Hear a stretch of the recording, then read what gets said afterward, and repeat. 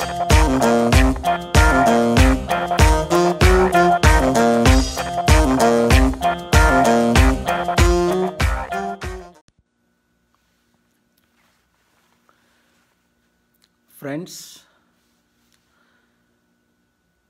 Last week మీతో నేను మాట్లాడలేకపోయాను, కొంచెం ట్రావెల్లో ఉండి. ముందు నుండి మనం సీరియస్గా ఈ కరోనా వైరస్ గురించి మాట్లాడుకుంటున్నాం, కానీ వరల్డ్ లీడర్స్ దీన్ని సీరియస్గా తీసుకోపోవడం, చైనా దీన్ని దాచిపెట్టడం, ఇండియాలో కూడా 100 రెట్లు కేసులు అవుతున్నా దీన్ని దాచిపెట్టడం, అమెరికన్ ప్రెసిడెంట్ అయితే దీన్ని హోక్స్, నష్టమేమి లేదు, ఏప్రిల్ వస్తే పోతుందని ఆయన ఫిబ్రవరి మార్చిలో ట్రంప్ మాట్లాడడం, బ్రెజిల్ రష్యా పట్టించుకోపోవడం, ఇవన్నీ చూస్తుంటే ఇది మనం చివరి దినాల్లో ఉన్నామనే చెప్పొచ్చు. చాలామంది మీరు ప్రేయర్ చేస్తున్నారు నా కొరకు, నేను మీ కొరకు ప్రార్థన చేస్తున్నాను. కానీ హృదయంలో నాకు ఉన్న మాటలు నేను పలకకపోతే అది దేవుడు నన్ను తీర్పు తీర్చుతాడేమో, ప్రజలకు నేను ఉపయోగకరంగా ఉండనేమో అని నేను ఇప్పుడు అమెరికా నుండి కొన్ని దేశాలు ప్రయాణం చేస్తున్నప్పటికీ అత్యంత important war and peace related మీటింగ్స్కి మీతో మాట్లాడవలసి వచ్చింది. ముఖ్యంగా మన తెలుగు రాష్ట్రాల్లో జరుగుతున్న పరిస్థితులు చూస్తుంటే చాలా బాధగా ఉంది. ఎక్కడున్నా నేను కొద్ది నిమిషాలు న్యూస్లో చదువుతున్నాను. ఇప్పుడు చూసారా, జగన్ మోహన్ రెడ్డి గారు బెయిల్ క్యాన్సిల్ చేయాలని అపోజిషన్ వారు ధర్నాలు మీటింగులు పెట్టేటప్పుడు కోవిడ్ టైంలో నేను తీవ్రంగా దాన్ని ఖండించాను. దానికి ముందు జనవరిలో ఆయన బెయిల్ క్యాన్సిల్ చేస్తారు అంటే దేశ నాయకులు ముగ్గురులో ఒక వ్యక్తితో డైరెక్ట్గా మాట్లాడాను, ఎందుకని పేరు చెప్పలేదు. ఆయన సీఎం అయి సంవత్సరం కూడా అవ్వలేదు.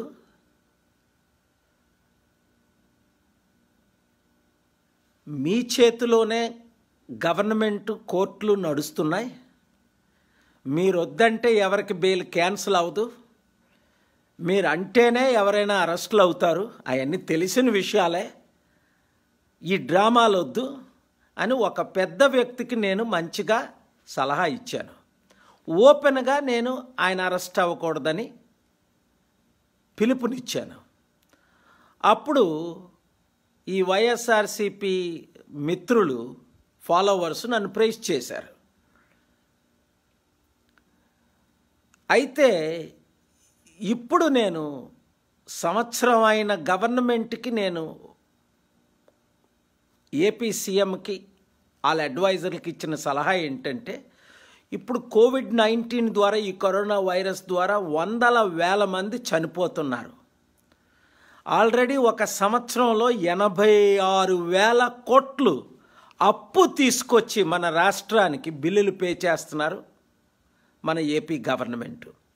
చంద్రబాబు నాయుడు గారు దాదాపు 2.5 లక్షల కోట్లు, సంవత్సరానికి 50,000 కోట్లు ఆయన అప్పు తీసుకొచ్చారు. ఇప్పుడు జగన్మోహన్ రెడ్డి గారు 86 లక్షల కోట్లు, 86,000 కోట్లు అప్పు తెచ్చారు. అయినా సరిపోవట్లేదు. ఇంకా రాష్ట్రం అంతా అమ్మేసి కొన్ని దేవాలయ మందిర భూములు కూడా అమ్ముతున్నారని విన్నాను. దాన్ని నేను తీవ్రంగా ఖండిస్తున్నాను. అంతేకాకుండా రివెంజ్ పాలిటిక్స్ ఇప్పుడు అవసరమా? ఈ ఎమ్మెల్యేలని, ఈ ఎక్స్ మినిస్టర్లు ఉన్న ఇతర పార్టీలని అరెస్ట్ చేయడం ఇప్పుడు అవసరమా? దాని ద్వారా ధర్నాలు చేయడం, దాని ద్వారా హాస్పిటల్ పేషెంట్లు పెరగడం, ఈ కోవిడ్-19 ఒకరికి వచ్చింది 100 మందికి 1000 మందికి వస్తుంది. ఇప్పుడు చూడండి, ట్రంప్ పిచ్చోడు బిహేవియర్ చేశాడు. జార్జ్ ఫ్లాయిడ్ ఒక నల్ల జాతీయ వ్యక్తిని చంపడం, తీవ్రంగా దాన్ని నేను ఖండించాను, లోకమంతా ఖండించాలి. అలాంటిది ఈయన పోలీసులు ఖండించలేదు సరికదా, 1 వీక్ స్టేట్మెంట్ ఇవ్వలేదు సరికదా, ఆయన ఇచ్చిన మూర్ఖమైన మాటలను బట్టి లక్షల కోట్ల మంది అమెరికాలో ధర్నాలు చేశారు. దాని ద్వారా 20 రాష్ట్రాల్లో ఈ కరోనా వైరస్ పెరిగిపోయింది. ఎకానమీ నాశనం అయిపోతుంది. 3 సంవత్సరాల ఎకానమీ $10 ట్రిలియన్ అమెరికాకి నష్టం వచ్చింది. నేను ముందే వార్నింగ్ ఇచ్చాను, మీ అందరికీ తెలుసు. ఇది చైనా చేసిన కుట్ర. ఇండియాలో ఎవరైనా పట్టించుకున్నారా? 1-2 ఛానళ్ళు ఇంటర్వ్యూ చేశారు. ఇప్పుడు నితిన్ గడ్కరీ అంటున్నారు 1-2 వీక్స్ బ్యాక్, అవును చైనా వుహాన్ నుంచి వచ్చిందే, ల్యాబ్ నుంచి అని నేను 4 నెలల క్రిందట అన్నాను. 27 సార్లు చైనా వెళ్ళాను. కనుక నాకున్న అనుభవంతో 155 దేశాలు 100 సార్లు తిరిగాను. ఈ కరోనా టైంలో కూడా ఇప్పుడు నేను అమెరికాలో లేకుండా ఇతర దేశాల టూర్ చేస్తున్నాను. ఎందుకంటే ప్రపంచంలో యుద్ధాలు పెరిగిపోతున్నాయి, హేట్రేడ్ పెరిగిపోతుంది, కుట్రలు పెరిగిపోతున్నాయి, కక్షలు పెరిగిపోతున్నాయి, అవినీతి పెరిగిపోతుంది. ప్రభు రాకడికి చివరి దినాలని ఒక గుర్తింపు. దేవుడు నాకు ఇచ్చిన కృపను బట్టి మీరు ప్రార్థిస్తున్నారు తెలుగు మిత్రులారా. ఇది కేవలం నేను తెలుగు మిత్రులకు చేస్తున్నాను. Even though there are some other people are watching from outside India, around the world. Thank you. So many of you signed my fight with China. Thousands of you signed. Lakhs of you are praying. Millions of you are supporting worldwide. Yes, we must hold China accountable because China has destroyed the global economy and especially the 30 rich nation countries.